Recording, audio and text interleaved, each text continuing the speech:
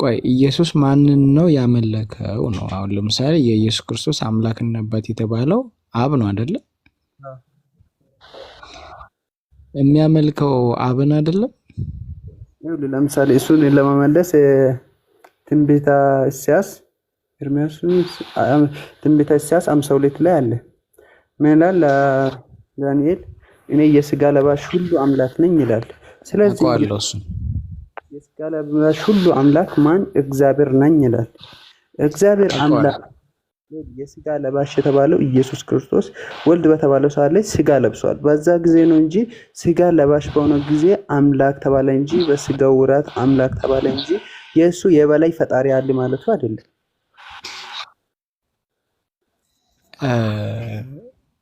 ሲያመሰግነው የነበረው ማንን ነው? ለምሳሌ አባት ወይ እያለ ስለሰማኝ አመሰግናለሁ የሚለው ማንን ነው? ምስጋና አምልኮ ነው ወይስ አይደለም? ምስጋና አምልኮ ነው ወይስ አይደለም? አልኩ እኮ የሥጋ ለባሽ ሁሉ አምላክ ነኝ ብሏል እግዚአብሔር። እሷን አይደለም የጠየቅኩ። ምስጋና አምልኮ ነው ወይስ አይደለም? ሥጋ ለባሽ ሁሉ አምላክ ነኝ ካለ ሌሎቹ ሥጋ ለባሽ ምስጋና አምልኮ ነው ወይስ አይደለም? አባናው እያልኩ እኮ ነው። እንዴት ሊያስረዳ? በጣም ስሩ። ስለዚህ ኢየሱስ ያመለከው ማንን ነው? በሥጋ ወራት እግዚአብሔር አብን አመስግኗል፣ አምላክ ብሏል። ኦኬ የኢየሱስ በሥጋ ወራት ከሆነ እንዳንተ አይደለም፣ ምንም ችግር የለው። እንደ በሥጋ ወራት ወልድን አመስግኗል። በሥጋ ወራት ወልድን አመስግኗል። ማን? ኢየሱስ። ወልድ ማን ነው? ኢየሱስ ማን ነው? አንተን ራስህ ልጠይቅ። በሥጋ ወራት እያልኩ ነው። አወቅ። ወልድ ማን ነው? ኢየሱስ ማን ነው ነው እያልኩ ያለው። ወልድ ሥጋው ነው። የኢየሱስ ሥጋው ነው እንዴ ወልድ የተባለው? ወልድ የተባለው ሲጨመር ምንድነው? ተወለደ ማለት እኮ ቃሉ ተወለደ ምንድነው? ኢየሱስ አይ አብ ወልድ መንፈስ ቅዱስ ብላችሁ ነው የምታምኑት? አብ ወልድ መንፈስ ቅዱስ አንድ አምላክ። ኦኬ። ስለዚህ በሥጋው ወልድ አብን ነው ያመሰገነው እያልከኝ ነው አይደለ? ሲያመልክ የነበረው አብን ነው። አዎ አብ በሥጋ አልተገለጠም ነበረ። ኦኬ። ሲያመልክ የነበረው ሥላሴን አምልኳል በሥጋው። ማን? ከሥላሴው አንዱ አካል እኮ ነው። ኦኬ። አዳምጠኝ እሺ። አሁን ከሥላሴ አንዱን አካል መነጠል አይቻልም አይደል? እሺ። በሥጋ ወራት እንደተነጠለው ነው ክርስቶስ ሲያወራ የነበረው። አምላክ ሲል ከሱ የበላይ ፈጣሪ አለ ማለት አይደለም። በጥቅስ ነገርኩ እኮ የሥጋ ለባሽ ሁሉ አምላክ እግዚአብሔር ነኝ ብለዋል ብዬ እሱን አውቃለሁ አልኩ እኮ። እንዴ 10 ጊዜ ደገምከው። አውቃለሁ አልኩ። በቃ ከዚህ በኋላ አትድገመው። ይሄው ወደፊትም የሥጋ ሁሉ ለባሽ አምላክ እኔ ነኝ ይላል። በቃ አውቃለሁ። ስለዚህ ወልድ በምንድን ነው የመጣው? በሥጋ አይደለም የመጣው። አዳምጠኝ። አሁን ኢየሱስ በሥጋው አመለከ የምትል ከሆነ አንደኛ ኢየሱስ በሥጋው የሚል ትሰጠኛለህ። ሁለተኛ ግን ደግሞ ኢየሱስ በሥጋው ሥላሴን ያመለከው ወይንስ አብን ብቻ ነው ያመለከው? ሥላሴን ነው ወይ አብን ብቻ ነው ያመለከው? አብን። አመሰግናለሁ። ሥላሴን አላመሰግንም ማለት ነው። አንተ ሥላሴን ነው ወይንስ አብን ብቻ ነው የምታመሰግነው? ወይ መድኃኒዓለም ሥላሴን። ስለዚህ አንተና የኢየሱስ በሥጋው አምላክ የምታመልኩት አምላክ ይለያያል ማለት ነው። አይለያይም። ይለያያል። አንተ እንዴት እንደምትረዳ ብቻ ፈጣሪው። አይ ይለያያል እኮ። አንተ እንደዛ ከሆነ አንተ አብን ብቻ ማምለክ ትችላለህ? ሥላሴ አንዱ አካል እኮ ነው። አብን ብቻ ታመልካለህ ወይ? አብን ብቻ ታመልካለህ ወይ? አዎ። ሙሉ አምላክነቱ አይደለም። ስለዚህ ኢየሱስ በሥጋው ሙሉ አምላክነቱ ካልሆነ ኢየሱስ በሥጋው አብን ብቻ አመለከ። ልክ ነው ወይንስ አይደለም? መጽሐፍ ሲናገር ምን መሰለህ? ልክ ነው ወይንስ አይደለም? ልክ ምንድነው አልከኝ? ኢየሱስ በሥጋው አብን ብቻ አመለከ። ልክ ነው ወይንስ አይደለም? ኢየሱስ በሥጋው አብን ብቻ አምልኳል። ልክ ነው ወይንስ አይደለም? አብና እኔ አንድ ነን ብሏል እኮ። ታዲያ እንዴት ትፈታለህ? አብን ብቻ አመለከ ልክ ነው ወይንስ አይደለም ነው ያልኩ። ራሱን ነው ያመለከው እ ራሱን ነው ያመለከው። አዳምጠኝ። አይደለም ራሱን ነው ያመለከው። አብና እኔ አንድ ነን። አዳምጠኝ። አብና እኔ አንድ ነን ብሏል። እንዴት አዳምጠኝ አልኩ። አዳምጠኝ። ስላሴን አላመለክም ብለሃል ቅድም። خلاص እንትን አዳምጥ እንጂ አንዳንዴ ተው እንጂ እኮ ይኸውልህ አብና እኔ አንድ በስጋው ኢየሱስ በስጋው አብን ብቻ አይደለም ያመለከው የራሱን ብቻ። ኦኬ አብን ብቻ አመልኳል አይደለም። እሱም አብ ነው ግን ብሏል። እሺ እንዴት ትፈታለህ? ግድ የለም አብን ብቻ ነው አይደል ያመለከው? ያው ራሱን ማለት ነው። ኦኬ አንተ የምታመልከው ስላሴን ነው። አብ ማን ነው? ኢየሱስ በስጋው ደግሞ የሚያመልከው አብን ብቻ ነው። አዎ እሱ ኢየሱስና እኔም አንድ ኢየሱስና አብም አንድ ነው። አንድ ስለሆነ ነው አብን ብቻ ልክ እንደ ኢየሱስ በስጋው እንዳመለከው አንተ አብን ብቻ በስጋ ማን ነው ማምለክ ትችላለህ? ትችላለህ ወይ? ለምንድን ነው የማልችለው? አዎ አብን ብቻ። አዎ ምክንያቱም አብና እኔ አንድ ነን ብሏል። ስለዚህ አንተ ስላሴን ከስላሴ መካከል አንዱን ነጥለህ ማምለክ ትችላለህ ማለት ነው። ለምንድን ነው የሚገነጥለው? ራሱ እኮ ነው። አብ ስላሴ ነው። አብ ስላሴ ነው። አብ ስላሴ ነው ወይ? ሙሉ ትምህርቱን ስትቀበል እውነቱን ሲገባ አብ ስላሴ ነው ወይ? አዎ ሙሉ ትምህርቱን ስትቀበልና እውነቱን ሲገባ። አዎ አልጠየቅኩህም። እኔ ስለኔ መቀበል አለመቀበል አይደለም የጠየቅኩህ። አብ ብቻውን ስላሴ ነው ወይ?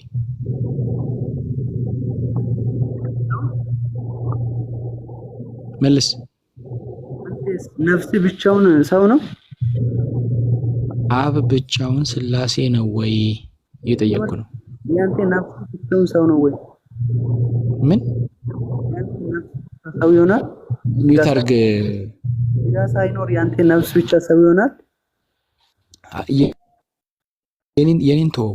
አብ ብቻውን ስላሴ ነው ወይንስ አይደለም? እሱን ስትመልስ ይመለሳል ማለት ነው። መልሱን መልስ። አብ ብቻውን ስላሴ ነው ወይንስ አይደለም? ጥያቄን በጥያቄ አትደነጋገር። እየመለስኩ እኮ ነው። ያንተ ነፍስ ብቻ ሰው ይሆናል ወይ ነው? ስጋ ሳይኖር እንዴ? ምን ሆናል የሰውዬ? ስለዚህ ነፍሴ እና ስጋዬ አንድ ላይ ነው ሰው የሚባለው ፍጡር ስለሆንኩ ማለት ነው። በቃ አብ ወልድ መንፈስ ቅዱስ አንድ አምላክ ነው። እንደዛ ነው። ኦኬ ስለዚህ አብ ብቻውን አምላክ አይደለም ማለት ነው። በቃ ያንተ ስጋውን ብቻውን ሰው ካልሆነ አብ ብቻውን እንደሱ ነው። ትምህርት ሙሉ ሲጨርስ ነው አብ ብቻውን አምላክ አይሆንም። አብ ብቻውን አብና እኔ አንድ ነን ብሏል። አምላክ ነው እንዴ? አልጠየቅኩም እኔ። አብ ብቻውን አምላክ ይባላል ወይስ አይባልም ነው? አምላክ ነው። ለምንድን ነው የማይባለው? አምላክ ነው። ለምንድን ነው የማይባለው? ብቻውን አምላክ ይባላል አይደል? ለምንድን ነው የማይባለው? ስለዚህ የራሴን አርጊውመንት ራስ አፈረስከው። አሁን በአሁን አንድ ደቂቃ ሳይሞላ ማለት ነው። ብቻውን አንድ ነፍስና ስጋ ማለት አንድ ካልሆነ አብ ብቻውንም አምላክ አይባልም ብለህ ካልክ በኋላ አሁን ብቻውን አምላክ ነው አልክ። በቃ خلاص ዘጋው። በደቂቃ ውስጥ ሁለቴ እንትን ተምታታብህ። ማን? አይ አንተ ትምህርቱ ሙሉን ተቀበለ እንትን ለማስረዳት ስሞክር ምንም አልተረጋጋ። ስለኔ መቀበል ይቅርብህ። አይ ፍቃደኛ ስላልሆንኩ እኮ ነው። እሱ ተረጋግቼ ነው እያወራለሁ። እሱ ችግር የለውም። ስለዚህ አንተ የምታመልከው ስላሴ ነው። ኢየሱስ በስጋው የሚያመልከው ደግሞ አብን ብቻ ነው። ስላሴን አላመለክም። አባት ቆይ አዳምጥ እንጂ መጀመሪያ አባት የተባለው ማን ነው? እኔ ብቻ ሊያወራት በላ አንዴ አዳምጥ እንጂ ተው እንጂ። አባት የተባለው ማን ነው? አባት የተባለው ማን ነው? እግዚአብሔር አብ። ኢየሱስ ስትጸልዩ ምን ብላችሁ ጸልዩ አለ? በሰማያት የምትኖር አባታችን ሆይ ብለን። ጎበዝ። ስለዚህ ወደ አብ ነው የምትጸልየው ወይንስ ወደ ስላሴ? ወደ አብ ነው ወይ ወደ ስላሴ የምትጸልየው? አንድ ነው። ወደ አብ ነው የምትጸልየው ወይስ ወደ ስላሴ? የኔ ጥያቄ ወደ ሁለቱ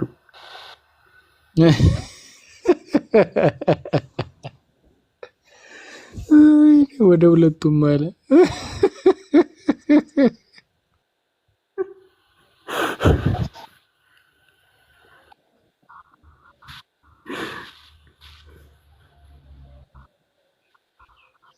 ሌላ ጥያቄ አለሽ?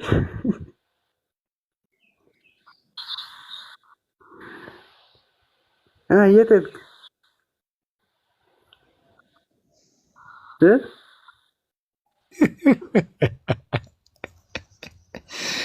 አንተ ወደ ሁለቱም ትላለህ? አዎ። ወደ ሁለቱም ለምን ታመልካለህ? እኔ ወንድም አንዱን ማምለክ ስትችል። አይ ሁለቱም አንድ ናቸው።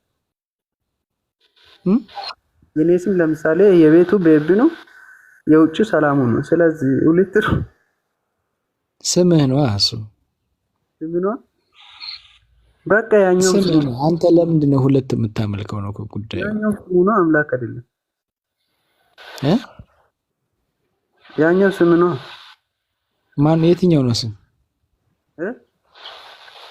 የትኛው ነው ስም? አሁን ይኸውልህ ቅድም አልኩ እኮ ኢየሱስ አብን ሲያመልክ ነበረ። ደግሞ አብና እኔ አንድ ነን አለ። ምን እንዴት ትፈታለህ ነው አልኩት። ሐዋርያቶች አንድ ሆነዋል ወይስ አልሆኑም? አሁን ወደ ኢየሱስ እየጠየቁ ሐዋርያቶች ወደ ኢየሱስ እየጠየቁ ወደ ሐዋርያቶች አንድ ነን ያሉት በምንድን ነው? በዓላማ ነው ወይስ አይደለም? እሺ ኢየሱስ እና አብ በምንድን ነው አንድ የሆኑት ልትል ነው? በዓላማ ነው። በዓላማ? አዎ። ዓላማቸው ምንድን ነው? ዓላማቸው ምንድን ነው? የአምላክን ትእዛዝ ኢየሱስ ያስፈጽማል ማለት ነው። የአምላክን ትእዛዝ ኢየሱስ ያስፈጽማል። ስለዚህ ኢየሱስ የሚያስፈጽም ከሆነ አንድ ነው ማለት ነው። ዓላማቸው አይደለም የአባትን ትእዛዝ አንተ መፈጸምና የሁለታችሁ ሐሳቡን እናንተ መፈጸም አንድ ነው። ምንም የተለየ ነገር እኮ አላወራህም። እኔ የአባቴን ትእዛዝ ማስፈጸም ከሆነ ከዛ የሁለታችሁንም ሐሳብ ማስፈጸም አንድ ነው እኮ። አዎ እኔና እሱ በዓላማው ምንድን ነው? እሱ ለላከኝ ዓላማ እኔ አንድ ከሆኑ አንድነታችን አንድ የተባልነው የእሱን ዓላማ በማስፈጸም የኔና እሱ አንድነት። ለዛ እኮ ነው እኔን የሚያይ የላከኝን ያያል አለ። የእሱን ዓላማ ከሆነ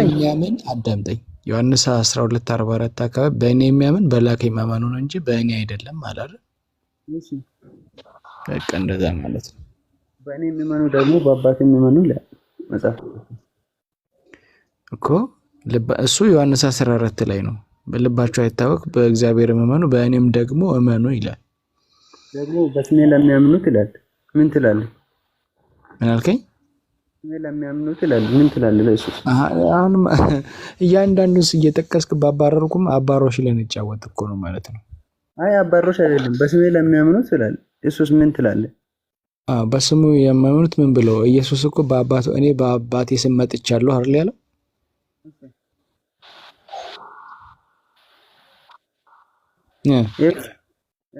እኔ በአባቴ ስም መጥቻለሁ አላለም?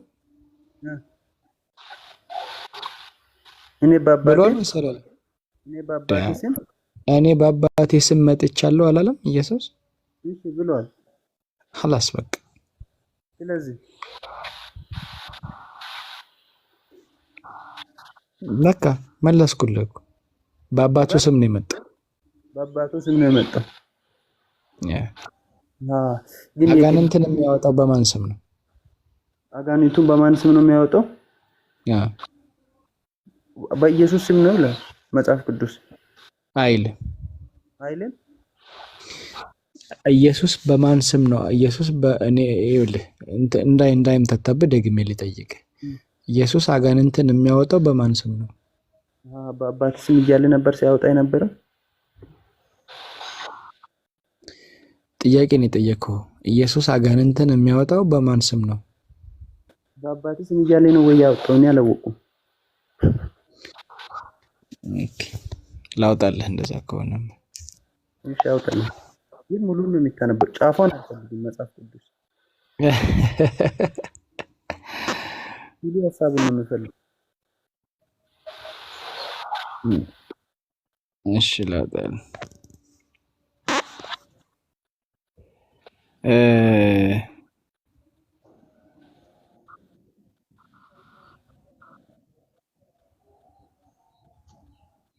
ኦኬ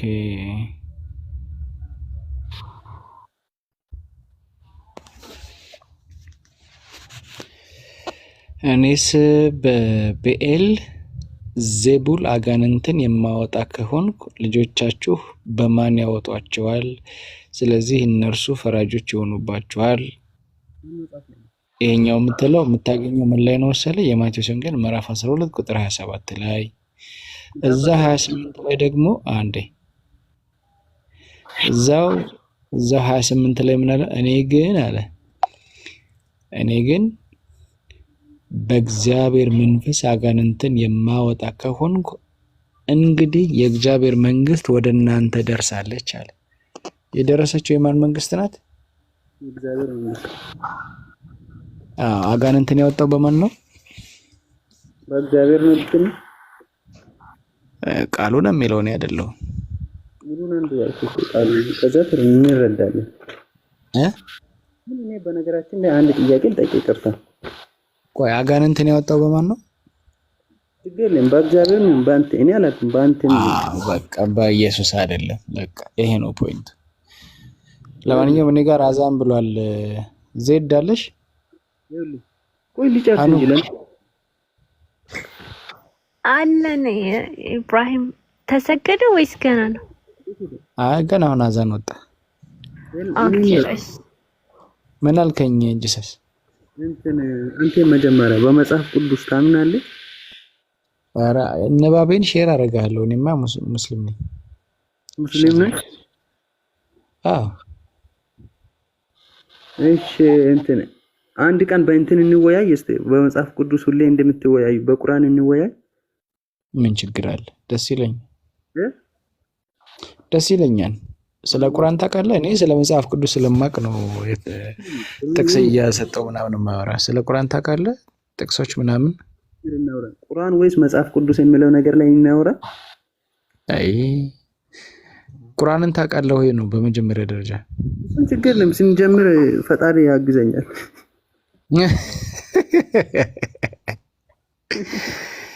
አይ ምስኪን እንደ የዋን እንደ ይኸውልህ ግን ምናወራ ምን እንደሆነ ታውቃለህ? እኔ መጽሐፍ ቅዱስም ቁርአንም ስለማቅ ነው።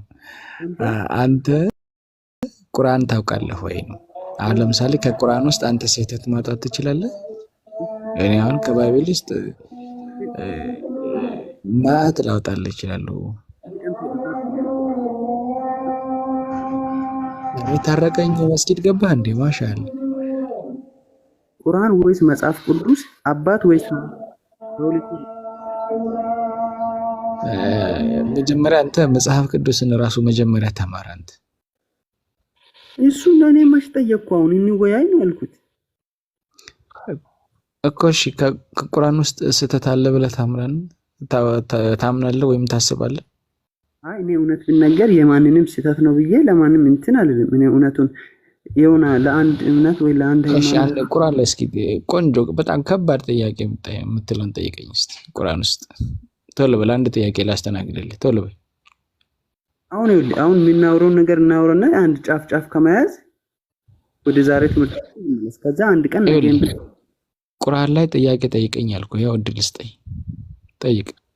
አሁን ለምን ያዝ ነው አንጨርስ? ለምን ትዘላለህ? ቁርአን ላይ ጠይቀኝ እያልኩ እኮ ነው። የምትፈልገውን ጥያቄ ለሱ አታስብ። ነገም ቢሆን እንጀምራለን። ለሱ አታስብ። ምንድን ነው የምታወራው?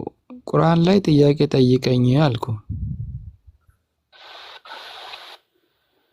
ይኸውልህ ወደ ትምህርታችን ወደ ዛሬ እንመለስና የዛሬን መንገድ ላይ ከምንጥል ነገ እንቀጥላለን። ምስኪን ነው። ከዚህ ነገ በውስጥን ከነ በቃ አሁን እኔ ከዚህ በላይ ስለማልቆይ እና ሀናን የምተማመንባቸው ልጆች ናቸው። የፈጣሪ ቃል ቁርአን ነው መጽሐፍ ቅዱስ?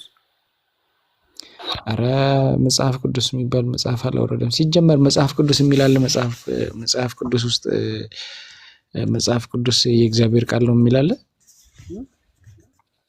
ቁርአን ውስጥ ቁርአን ብዙ ስሞች አሉት።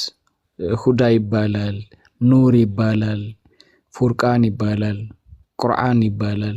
እነዚህ ሁሉ አምላክ አላህ ለቁርአን የሰጣቸው ስያሜዎች ናቸው። ሲጀመር አንድ ነገር አምላክ የአምላክ ቃል ከሆነ ቀጥታ ያወርዳል እንጂ ይሄ የአምላክ ነው እያለ እሱ አንተን የሚደጋግመው ነገር ምን ይምልን? ደግሞ ለቁርአንና ለመጽሐፍ ቅዱስ ራሱ ከተጻፈው ስንት ዓመት ልዩነት ነው አለ ታውቃለህ?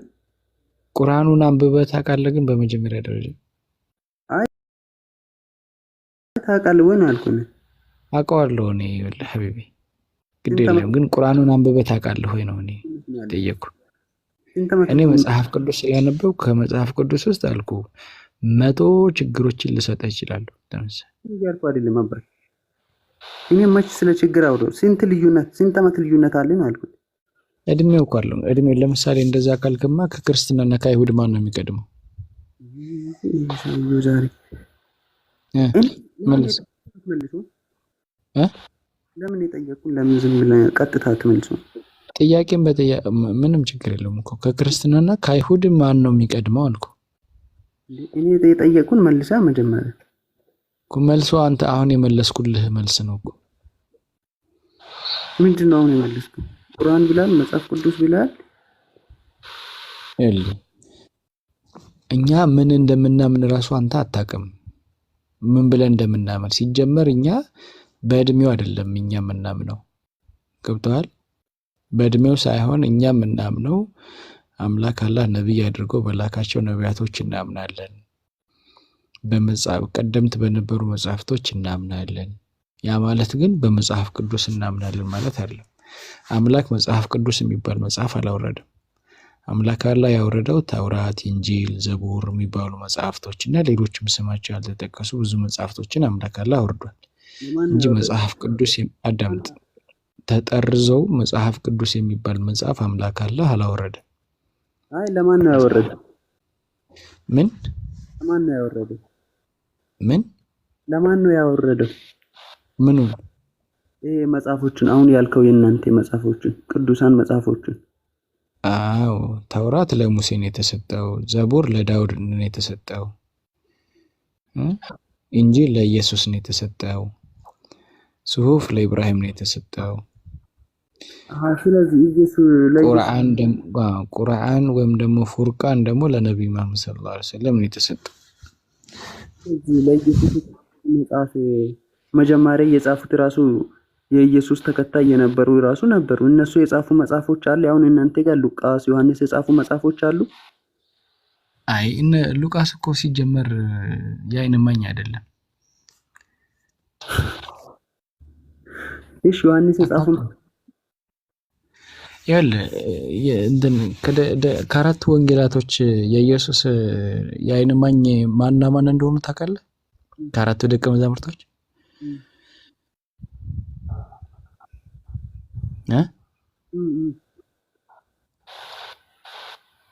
እስኪ ንገረኝ። እስኪ የዓይን እማኝ የነበሩት ከአራቱ ደቀ መዛሙርቶች ማንና ማን ናቸው? ሊያዳምጥ እኮ ነው። አንተ ልትነግረኝ ስትነሳ እንጂ አልኩ እኮ ነው ሊያዳምጥ። ማቴዎስ እና ዮሐንስ ናቸው። ሉቃስ እና ማርቆስ የዓይን እማኝ አይደሉም። እሺ ሉቃስ የአዳምጠኝ። ሉቃስ ማለት ነው የጳውሎስ ተማሪ ነው። እሺ አሁን ማቴዎስ እና ዮሐንስ የጻፈው ሙሉ ሐሳቡን ትቀበላለህ? ይሄ ሞኝ ነህ እንዴ? ስለመቀበል እኮ አይደለም ያወራው። ንባቤ ያነበብኩትን ሼር ላደርግህ እችላለሁ።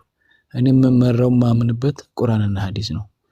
በሰዎች ሐሳብና አስተያየት አይደለም እኔ የምመራው። በነገራችን የምናወራው ነገር አንድ መንፈሳዊ ነገር ነው። ሁለተኛ ደግሞ በሰላምና በፍቅር ነው የምናወራው። ምንም ስድብ የሚያስገባው ነገር አይደለም። አይደለም ሞኝ ነህ ማለት እኮ የዋህ ነህ ወይ ማለት እኮ ነው።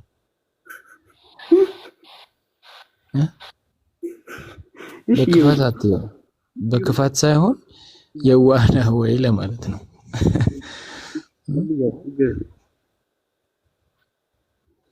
ገብተዋል አይደል? ስለዚህ አሁን ምንድነው መሰለህ በእነዛ መጽሐፍቶች እኛ እናምናለን፣ ግን እነዛ መጽሐፍት ለምሳሌ እንትን ስታወራ ነበር በእድሜ ሳይሆን ምናምነው በእድሜ ምናምንም እያልክ ነበር።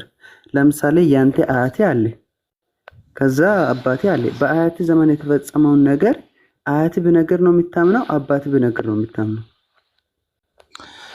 አሁን እኮ አምላክ የነገረኝ ነው። እኔ ደግሞ እኔ ሰዎች ያሉትን እኮ አይደለም። ልዩነቱ እኛ ምናምነውን ራሱ እኛ እናንተ አታውቁም አትረዱም ብለን የምንለው እናንተ በሰው ነው። ልክ ሰው እንደነገረን አይነት ነገር ወይም ነብዩ መሐመድ ሰለላሁ ዐለይሂ ወሰለም እንደነገሩን አድርጋችሁ ነው የምታወሩት። እኛ አምላክ ነገረን ብለን ነው የምናምነው። እኛ ሰው በነገረን አንከተልም። አሁን እንደሱ ምንድነው ክርስትናም እንደዚህ አምላክ ነው የነገረኝ እያለ እናንተም እንደሱ እያላችሁ ስለሆነ ምንድነው ሁላችንም አውቀን ወደ አንድ መንገድ መሄድ እንዳለብን እውነቱ የተኛው ማወቅ እንዳለብን ነው አሁን እኛ የምንፈልገው። ስለዚህ ይሄ ነገር ማነሻው የት ነው? መምጫው የት ነው? ለምሳሌ ማንም አሁን በእኛ ዘመን ያለነው ሰዎች ማንም ቢሆን በዛ ጊዜ እውነቱን ነገር መጽሐፍ ቅዱስ ሲጻፍ አላየንም፣ ቁርአን ሲጻፍ አላየንም። ግን አሁን ምንድነው እየሰማንና እዛ እምነት ውስጥ ስላደገን ይሄ ልክ ነው እያለን ሌላ እምነቱን እየተቃወመን ለራሳችን እንኖራለን። ግን እኛ መፈለግ ያለብን ነገር ምንድነው? እውነቱ ምንድነው? ታሪኩ ምንድነው? በህይወታችን ላይ ከተባለው ነገር ምን እየሆነ ነው? ትክክለኛው ነገር አሁን ለምሳሌ ብዙ ነገር በዚህ ዘመንም እየተፈጸመ ያለው ነገር ቁርአን ላይ ነው ያለው ወይ መጽሐፍ ቅዱስ ላይ ነው ያለው? ይሄ ነገር የተኛው ልክ ይሆን ይችላል። በዛ ጊዜ አምላክ ቃል ከሆነ እስከ መጨረሻ የሚፈጸመውን ነገር ያውቃል። በአሁኑ ጊዜ ራሱ እየተፈጸመ ያለው ነገር ለምሳሌ መጽሐፍ ቅዱስ ላይ አለ። እሱ ምን ማለት ፈልጌ ነው? ቁርአን የተሳሳተ ነው ማለትም አይደለም፣ መጽሐፍ ቅዱስን ልክ ነው ማለት አይደለም። ስለዚህ የአምላክ ታሪኩን ምንድነው የአምላክ ቃል መሆኑን በየተግባራችን በየዘመናችን ላይ ሁሌ እያየን የምንሄደው ነገር ነው እንጂ አንድ ተጽፎ ማይቀመጥ ነገር ነው። ስለዚህ እኔ ከአንተ ምንድነው የምፈልገው? በዚህ ጊዜም የቁርአን ቃል የፈጣሪ ቃል እንደሆነ በዚህ ጊዜም ለኛ ግልጽ የሚያደርግ ነገር አለ ወይ? እሱ ነገር ካለ ለእኔም ሼር እንድታደርገኝ እንጂ ያንተ ልክ አይደለም ብዬ ለክፋት አይደለም። እምነት ለራሴ ነው። እኔም ያባመንኩ ለራሴ አምናለሁ። ደግሞ ማንንም ነገር በፍቅር ስናወራ በጣም ደስ ይላል። ጎበዝ ተባረክ። እንግዲህ አላህ ያግዝህ፣ አላህ ያበርታህ። ማንበብ ሙሉ ሰው ያደርጋል። ሁሉም ነገር በአንድ ጀንበር አይሆንም።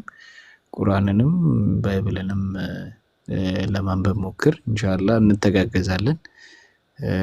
30 ስለደረሰን ልወጣ ነው እና ሐናን ደግሞ በደንብ እንትን ይለዋል። ከነሱ ጋር ቆይታ ታደርጋላችሁ። ነገር ግን እንዳልከው ሁሉም ሰው ለመዳን ነው። ገብተዋል። ለመዳን እስከሆነ ድረስ ምንድነው የምታደርገው? ማንበብ፣ ማወቅ። እስልምና እውቀት ላይ የተመረኮዘ ነው። ያንዳንዱ ነገር ማወቅ አለብህ፣ መረዳት አለብህ። ከዛ አኳያ በንጹህ ህሊና ጠይቅ፣ አንብብ፣ ለመረዳት ሞክር። እውነትን ያገኘ ሰዓት ደግሞ እውነትን ተቀበል።